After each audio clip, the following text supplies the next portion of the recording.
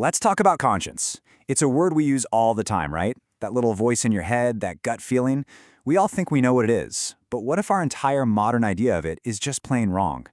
Today, we're going to rewind the clock and look at how a 13th century thinker, a guy named Thomas Aquinas, saw conscience. And for him, it wasn't a thing you have, it was something you do. And honestly, it might just change the way you think about every decision you make. So let me just ask you straight up. When you hear that word, conscience, what's the first thing that actually pops into your head? What does it mean to you personally? I'm willing to bet your answer sounds something like this. It's that little voice inside, right? Or a gut feeling, your personal truth. Maybe even this perfect, can't-be-wrong moral compass. And yeah, that's pretty much the standard modern view. So here's our game plan. First, we're going to dig into the conscience that you're already familiar with. Then we'll pivot to Aquinas' wild idea of conscience as an act of reason. We'll even look under the hood at its machinery, what we'll call the moral syllogism. Then we'll use a cool analogy from medicine to make it all click. And finally, we'll talk about what it actually means to form your conscience. All right, let's start on some familiar territory. Let's talk about this modern idea of conscience as your own private inner authority.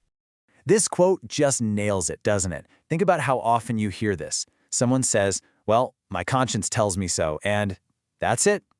Conversation over. It's used like a trump card, an appeal to some undebatable private truth that no one else can question. Okay, and here's the twist. This is where Aquinas just blows the whole thing up. He wants us to ask a totally different question. What if our most basic assumption, that conscience is a noun, a thing that we have, is just wrong? And that leads us right to Aquinas' radical idea. For him, conscience isn't something you possess, it's something you do. It's a verb, it's an action. You can really see the difference side by side here. The modern view sees it as an inner source, a feeling you just have to listen to. But for Aquinas, no. It's an act of applying truth. It's a rational judgment that you make. It's a total shift from being a passive listener to an active thinker.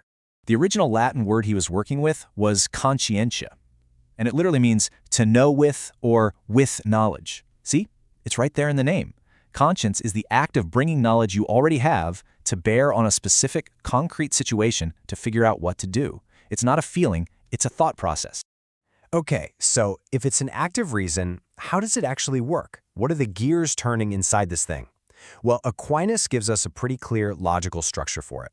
The whole process kicks off with something Aquinas calls synderesis. Now, the best way to think about this is like it's your mind's basic moral operating system. It's this one built-in, unmess-upable principle we all have. This basic drive that we should do good and avoid evil. It's not a list of rules, it's just the fundamental setting for our reason. So how does that OS run the program? Well, reason works like a simple, logical argument. First, you start with a big, general moral principle. That's your major premise. Then you look at the specific facts of the situation right in front of you. That's your minor premise. The act of conscience is simply the logical conclusion you get when you put those two things together. And this right here is the key. You have to get this. For Aquinas, conscience is not some mysterious voice that gives you the rules. It's the final output you get after you apply the rules you already know to the facts you can see. It's the end of the process, not the beginning. Okay, I know this might still feel a little abstract, a little philosophical, but there's a really powerful analogy that helps make this whole idea super concrete. So Aquinas would basically argue that making a moral choice is a whole lot like a doctor diagnosing a patient. Let's break down how these two things line up. I mean, just look at the parallels here. A doctor's goal? Health. The goal of morality? Living a good life. A doctor starts with basic principles of biology and science. We start with that basic principle of synderesis, do good. A doctor gathers data, symptoms, test results. We gather data, the facts of the situation. And finally, the doctor's judgment is the diagnosis. Our judgment, that is the act of conscience. So here's the big insight from that whole analogy. A doctor who knows more biology, more chemistry, they make better diagnoses, right? It's not about having a better medical gut feeling. It's about applying better, more accurate knowledge. Well, for Aquinas, the exact same thing is true for our moral lives. Better knowledge leads to better moral judgments. Take a practical example like this. To judge the right amount of wine to drink, you can't just rely on a vague feeling. You need real knowledge. You need to know the science of how alcohol actually affects your body, your judgment, your reason. Making a good moral decision requires using specific factual knowledge, just like a doctor.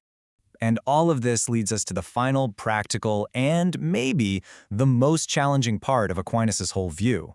You see, if conscience is just the conclusion of a thought process, and not some perfect inner voice, then it means your conscience can be wrong, dead wrong. Just like a calculator can give you the wrong answer if you punch in the wrong numbers, your reason can come to the wrong conclusion. So an error of conscience is really just an error in thinking. Maybe you started with a flawed principle. Maybe you completely misread the facts of the situation. Or maybe your logic was just off. Heck, maybe your emotions were running so high they just clouded your judgment and you couldn't think straight. And this creates a really profound paradox. Aquinas says you absolutely must follow the final judgment of your reason, that's your conscience. But because you know it can be wrong, you have an equally serious obligation to form it, to educate it, to make sure your knowledge is accurate and your reasoning is sound. This is really where it all comes together. Think of it like this. Your reason is the navigator, judging the best path forward. Your will is the engine that actually makes the car go. But a powerful engine is pretty useless, even dangerous, if the navigator's using a totally wrong map. The quality of your choice depends entirely on the quality of the reason that's guiding it. So we'll end with this thought. If Aquinas is right, your conscience isn't some mystical oracle you just listen to. It's a tool. It's a tool of reason.